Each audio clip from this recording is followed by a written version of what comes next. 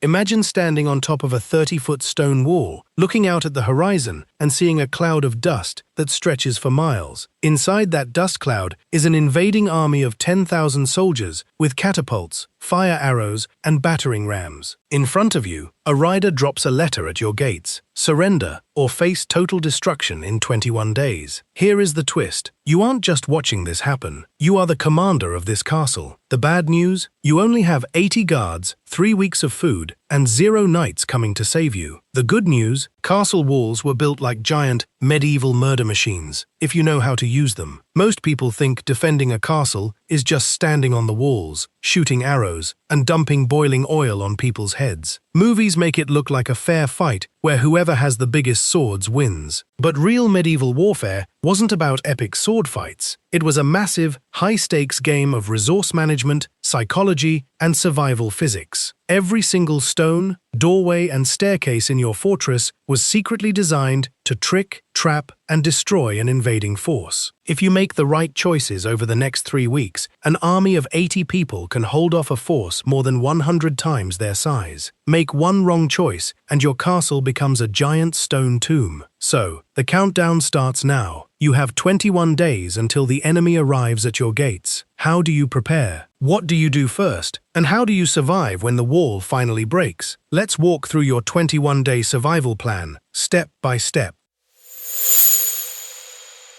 It is day 21, and the panic is real. Your guards are running around, local farmers are screaming outside your gates, and everyone is looking at you for orders. Your instinct might be to start sharpening swords or training peasants to fight. That is a mistake. Swords don't win sieges. Grain and water do. An invading army wants 2 things: to get inside your castle or to starve you out until you give up. Since you cannot beat 10,000 men in an open field, your entire strategy relies on outlasting their patience and their food supply. So, on day 20, you make your first major commander decision. Open the gates and bring every local farmer, sheep, pig, and grain sack into the castle courtyard. This does 2 massive things for you. First, it gives your defenders the food they need to survive the coming months. Second, and even more importantly, it robs the enemy of resources. When 10,000 enemy soldiers arrive in 3 weeks, they will need thousands of pounds of food every single day just to stay alive. By burning the surrounding fields, stripping the local orchards, and polluting the nearby wells with livestock waste, you turn the land around your castle into a total wasteland. Before the enemy even fires a single arrow, you have already set an invisible clock ticking against them. They aren't just fighting you, they are fighting hunger and disease. By day 18, your courtyard is packed. Cows are mooing, children are running around, and grain is piled high in the lower storerooms. But now, you face a new problem: water. You can live for weeks without food, but without clean water, your defense collapses in 3 days. This is where medieval engineering saves your life. Your castle was built over a deep subterranean well, fed by underground mountain springs. While the enemy outside has to drink muddy, polluted river water, your defenders have a fresh, endless supply flowing right inside the main keep. You order double guards around the wellhead. If an enemy spy slips in and poisons that water, the game is over instantly. By day 15, the perimeter is clear, the storerooms are packed, and the gates are locked tight. You have survived the first week, but as you look out from the highest tower, you realize something terrifying. Having food and water keeps you alive, but it doesn't stop a 50-foot wooden siege tower from rolling up to your walls. You need to turn this castle into a fortress of horrors.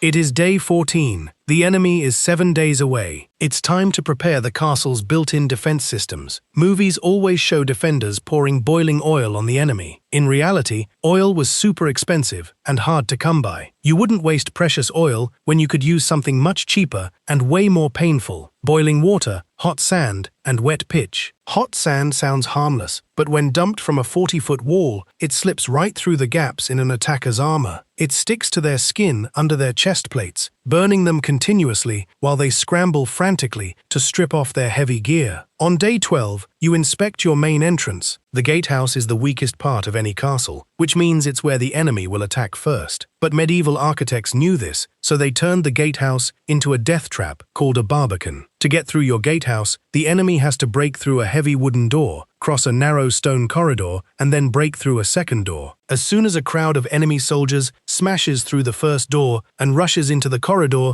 you drop a heavy iron grid called a portcullis behind them. Now, they are trapped in a small stone box. Above them in the ceiling are tiny holes called murder holes. Your defenders above can shoot arrows, drop heavy stones, and pour boiling water directly onto the trapped troops below. The gatehouse isn't a doorway, it's a meat grinder. By day 10, you turn your attention to the archers. You walk up to the outer walls and check the arrow loops, those tall, narrow vertical slits in the stone. From the outside, an enemy archer sees a tiny gap that is almost impossible to hit. But from the inside, the stone walls cut inward at wide angles, giving your stickman archers a huge field of view to shoot down at the field while staying 100% protected behind 2 feet of solid granite. Then, on day 8, you make one final walk through the castle's internal staircases. If you ever visit a real medieval castle, you'll notice something weird. Almost every spiral staircase winds upward in a clockwise direction. This was not an accident or an artistic choice. It was a brilliant tactical design. Most soldiers are right-handed. If an enemy soldier is fighting his way up a clockwise spiral staircase, his right hand holding his sword is jammed against the central stone pillar, giving him zero room to swing. But for your defenders fighting their way down the stairs, their right hands are on the outer edge of the staircase, giving them full space to slash and thrust freely. Even if the enemy breaches the outer courtyard, every single staircase in the castle becomes a brutal, one-sided bottleneck. Everything is set, the traps are primed, the staircases are ready, and right on schedule, on day 7, the horizon turns black.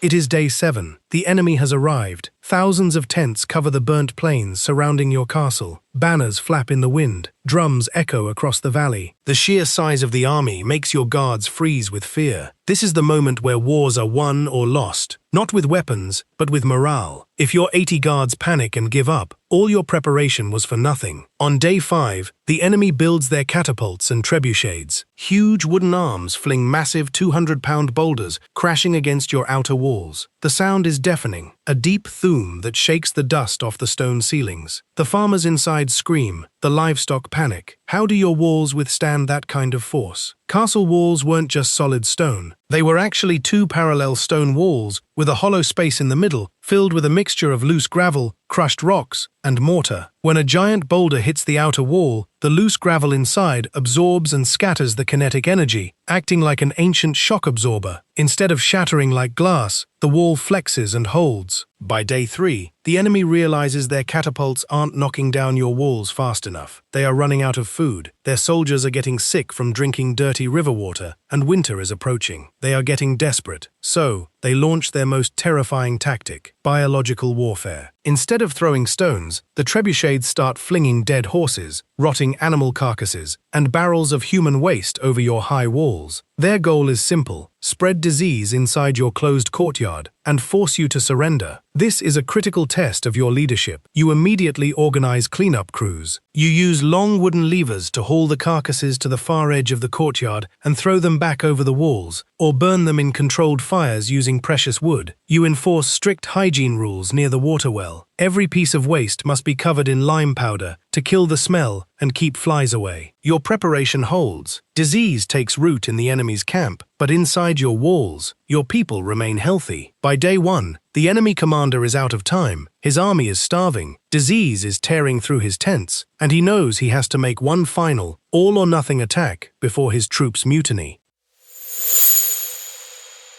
The horn blows at dawn. Thousands of enemy soldiers rush your walls carrying tall wooden ladders, heavy battering rams, and flaming torches. This is it, the ultimate battle for survival. Your defenders take their positions behind the arrow loops. Thwip, thwip, thwip. Arrows rain down from your high towers, cutting through the front lines of the attack. As enemy soldiers raise wooden ladders against your walls, your guards use long, notched wooden poles to push the ladders away, sending dozens of attackers falling 40 feet to the ground below. At the main gate, the enemy rolls up a massive iron-headed battering ram. Boom! The heavy wooden doors splinter. They smash through the first door and charge into the Barbican corridor, cheering in victory. They think they've won, but you are standing on the walkway above. You give the signal. Clang! The heavy iron portcullis drops behind them, trapping 50 of their best elite soldiers in the small stone box. From the murder holes above, your guards dump bucket after bucket of boiling water and scalding sand into the trap. The corridor fills with smoke and screams. The battering ram attack is completely neutralized. Desperate, a small group of enemy knights manages to scale a side wall using grappling hooks and slips inside the inner courtyard. They rush toward the main keep, swords drawn, looking for you. They burst into the central tower and charge up the spiral staircase. But as they round the first bend, they hit a wall of steel. Because the staircase winds clockwise, their sword arms crash uselessly against the central stone column. Your elite guards, fighting from above, use their unrestricted right arms to easily thrust downward with short spears, holding off 10 men at once in the narrow space. The enemy knights are pushed back, step by step, unable to gain a single foot of ground. Out on the field, the enemy commander looks up at your walls. His catapults are broken. His battering ram is trapped. His elite knights are gone. Half his army is sick, and the rest are dropping their weapons and deserting into the woods. He blows the signal for retreat. As the dust settles and the remaining enemy forces march away into the distance, your 80 guards stand atop the battlements, exhausted, bruised, but alive. You didn't beat a 10,000-man army by having more soldiers or bigger weapons. You beat them because you understood a fundamental truth about medieval warfare. A castle was never just a building made of stone. It was an active, intelligent survival system where every angle, staircase, door, and wall was engineered to turn an enemy's size against them. When you started this 21-day countdown, you were an outnumbered commander, facing impossible odds with a handful of guards and a ticking clock. But by controlling your resources, using the environment as a weapon, and letting the castle's built-in traps do the heavy lifting, you proved that smart strategy beats raw power every single time. So the next time you see an ancient castle standing quietly on a hill, don't just look at it as an old piece of history. Remember the narrow staircases, the hidden murder holes, and the invisible traps carved into the granite. Because if you ever find yourself facing a 10,000-man army with only 21 days to prepare, you already know exactly what to do.